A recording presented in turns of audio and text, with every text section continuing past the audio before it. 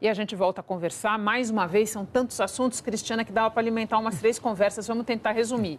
Eu queria começar pela fala ali do Michel Temer, foco nas reformas, agora é a hora das reformas, juntar ali com a fala menos otimista do Rodrigo Maia no início do jornal e pontuar o seguinte: é lógico que é importante a gente olhar para o número, Cristiana, 263 votos. Ou seja, seria essa a distância para os 308 necessários para aprovar uma emenda constitucional, mas a gente sabe que não é verdade. O deputado que votou para barrar a denúncia contra Michel Temer não necessariamente é um deputado que votará pela reforma da Previdência. Aliás, a gente sabe que em muitos casos isso é bem diferente. Exatamente. O governo avaliava antes desse placar que se ele tivesse um resultado maior, mais maiúsculo assim, ele poderia trabalhar nessa direção, mas não foi. Isso não foi o que aconteceu e o governo está tão fragilizado que ele não vai, segundo assessores com os quais eu falava agora nesse intervalo, não vai mexer no Ministério agora, não vai ceder à pressão do Centrão para tirar o PSDB do governo, porque não pode abrir mão desses 21 votos que o PSDB deu a favor da permanência dele no cargo. Foram 21 votos a favor de Temer e 20 votos contra Temer, um empate, até porque houve 2 casos de parlamentares viajando, então eles acham que o partido majoritariamente seria contra. Mas, independentemente disso, eles contabilizaram ali ao longo do dia os tucanos que foram votar contra Temer, mas que declararam voto a favor das reformas. Então, eles dizem, estamos a apenas 23 votos dos 308. Mas eu repito essa conta não é matemática, não dá para fazer essa conta, porque a reforma da Previdência é muito mais difícil de fazer do que somar quem votou a favor do governo, né, contra o andamento da denúncia com os votos do PSDB. Até porque provavelmente vai ter uma outra roupagem aí nessa reforma da Previdência. Eu quero dizer assim, Merval, que o governo se enfraqueceu, ganhou, mas ele se enfraqueceu que ele não tem força nem para mudar a sua equipe, para recompor sua base. Eu acho que é mais ou menos por aí. Mas a gente Merval, hora de a gente voltar para a discussão do parlamentarismo de Araque. Pois é. Isso. A gente tem que ver o seguinte, foram 21 votos, 19 ausências e 2 abstenções. Esses votos podem ser computados pelo governo, porque, ou pelo menos a grande maioria deles, porque a abstenção é a favor do governo, a ausência é a favor do governo. Então, é justo que o governo possa computar também esses 20, 21. E Nédio, viu, Merval? Nédio, porque o Osmar Serralho, por exemplo, foi um que se ausentou. E não me vem, assim, a ideia de que ele possa votar uma reforma da Previdência, tamanha mágoa que parece ele estar. Não, mas a mágoa dele não é tão grande assim, porque ele ajudou o Temer. Ele não teve coragem de ir lá e votar contra o Temer.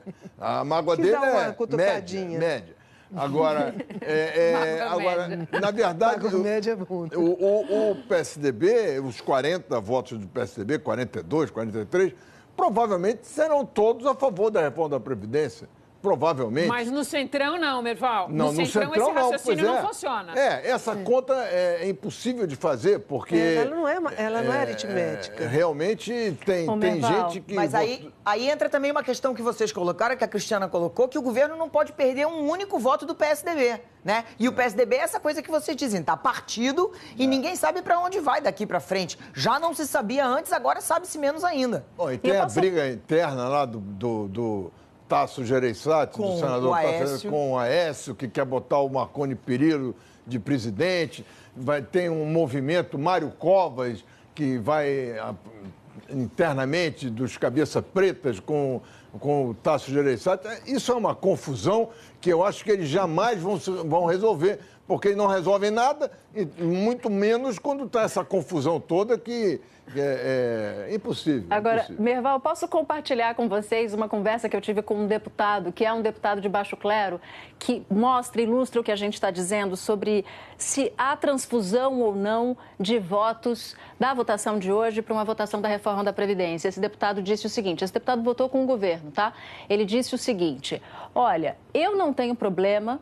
É constrangimento, mas não tenho tanto problema assim de votar com o governo, porque daqui até 2018, muito possivelmente, o meu eleitor se esquece de que eu votei a favor do presidente da República. Mas se eu votar a favor da reforma da Previdência, esse sim o meu eleitor não vai esquecer. Portanto, isso é um caso só, evidentemente, não tem nenhum efeito científico, mas mostra que não há transferência automática de votos de um placar para outro placar. E a Cris falou um ponto que é bastante importante do governo fazer ou não uma mini-reforma para poder acomodar o Centrão, que foi fiel até o último momento.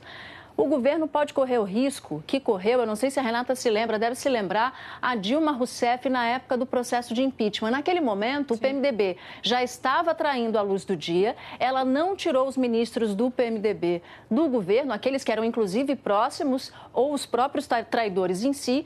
Quando a base notou que os traidores não eram punidos, começou a trair também a luz do dia e aí ela perdeu completamente o controle. Portanto, se Michel Temer não fizer nada, ele corre o risco de dar um recado para a sua própria base de apoio. Eu não tenho autoridade. Se ele fizer muito, ele corre o risco de expulsar aqueles que hoje ainda são leais ao presidente da República. É uma sinuca. Agora, uma coisa que eu acho que a gente tem que ressaltar é o seguinte. O Michel Temer conseguiu essa votação e conseguiu escapar do processo usando os mesmos métodos que a Dilma Rousseff usou para tentar escapar do impeachment. Ele só foi mais competente do que ela, mais simpático do que ela, tinha mais história junto com os deputados do que ela, mas a vitória hoje do Michel Temer foi a vitória do clientelismo, da politicagem, do baixo clero. É um resultado que mostra que, apesar das lutas contra a corrupção, a política continua sendo feita da mesma maneira que sempre foi feita. Agora, a pergunta para vocês, só uma coisa, vem uma outra denúncia aí. O governo tem cacife, digamos assim, para continuar usando esses métodos na próxima denúncia? Muito bom você falar isso para a gente não amarrar essa conversa sem lembrar que esse é um próximo capítulo, Leilane. Não dá para a gente fazer esse raciocínio agora, porque a gente também não sabe se o governo vai lidar com uma denúncia da mesma octanagem dessa, ou seja, com aquela baita mala de dinheiro que, como sempre, lembrando a frase do Procurador-Geral, fala por si, ou, do ponto de vista fático, o que haverá nessa próxima denúncia, né? Mas é importante a gente saber que, seja ela tão forte, mais fraca, isso daí está na agenda e também com isso Michel Temer vai ter que se avistar num futuro próximo, porque a gente sabe que essa denúncia virá antes da saída do Procurador-Geral da República em 17 de setembro. Mas eu acho que, do ponto de vista fiscal, ele já não terá como fazer as benesses... Os instrumentos, até porque o orçamento impositivo já foi praticamente todo consumido. Não foi pago, foi prometido e não foi pago. E os cargos são os mesmos, então você não tem um outro governo para poder agraciar novamente.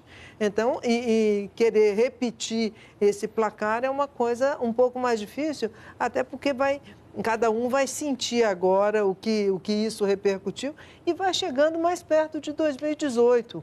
Eu acho que isso também é um fator É uma conta que a gente não pode deixar de fazer.